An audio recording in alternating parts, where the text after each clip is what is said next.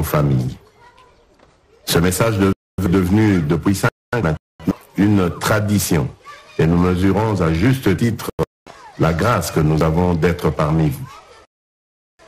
En effet, outre la présentation des vœux, nous avons pris rendez-vous chaque année en cette période précise pour faire d'une part une rétrospective de l'année qui s'achève et d'autre part des projections pour l'année qui s'ouvre.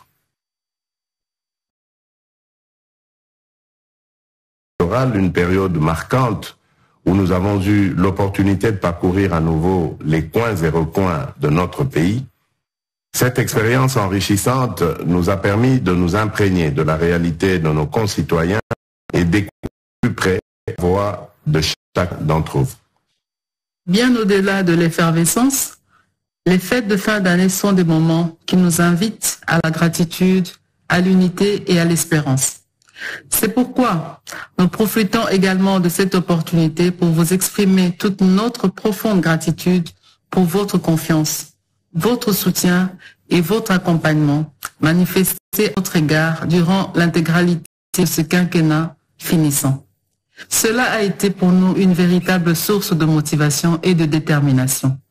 Dans cet élan, gardons ainsi l'espoir qu'en dépit des aléas de la vie, les jours meilleurs sont devant nous et il nous faut demeurer la tête haute, loin de toute compromission qui pourrait être fatale à l'avenir de nos familles et à notre vivre ensemble comme une nation. Cette année qui s'achève a aussi été une année de défis, tels que la persistance de cette guerre injuste au Nord Kivu qui nous est imposée par les ennemis de notre nation, ou encore le drame de Calais où des milliers de nos compatriotes ont été arrachés brutalement à la vie. Ainsi, nos pensées vont vers les victimes des massacres de Kishiché, Kizimba, Bambou, Bukombo, Tongo et Kalaké, ainsi que les milliers de déplacés internes de la partie orientale du pays. Nous saluons également la mémoire de nos vaillants compatriotes, filles et fils du pays, qui sont tombés armes à la main sur le champ de bataille pour la défense de notre intégrité territoriale. La patrie vous sera à jamais reconnaissante. Soyez rassurés que notre détermination reste forte afin de débarrasser et de prémunir notre patrie de ces situations de nature à déstabiliser sa paix et son développement. Chers frères et sœurs, cette année 2023 a été marquée par des moments de joie et de fierté lorsque nous avons vu nos vœux se réaliser.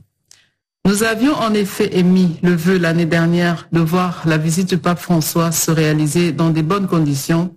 Et Dieu merci, tout s'est bien passé et c'est fait une bénédiction pour nous.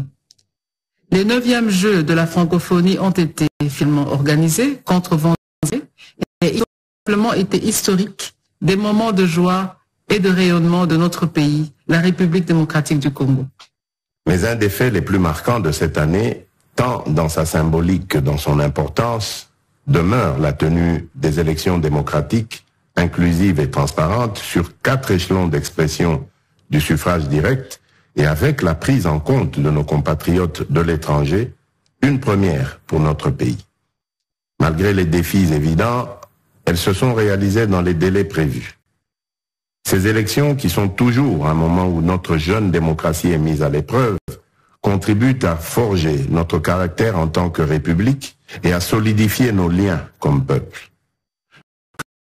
Dans des résultats, je tiens à rappeler qu'au-delà de nos différences, nous devrions en ressortir encore plus fort en tant que nation, autour d'un Congo plus résilient, plus uni et indivisible.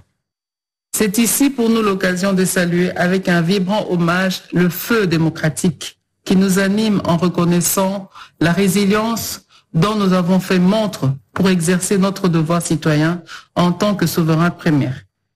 L'année 2024 verra sans aucun doute le début d'un mandat de 5 ans pour les élus à différents niveaux de responsabilité. Ainsi, notre vœu est que les dirigeants qui auront été choisis par le peuple puissent agir dans l'intérêt supérieur de la nation et en toute conscience et responsabilité afin de consolider les bases d'un Congo uni, sécurisé et prospère.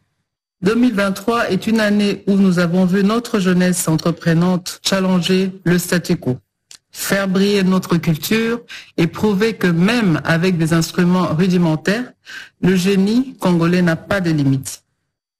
L'année 2024 que nous appelons de tous nos vœux devrait être celle d'un investissement plus accentué dans les projets structurants autour des jeunes afin de résorber le chômage, favoriser le pouvoir d'achat et contribuer à la création d'une vraie classe moyenne.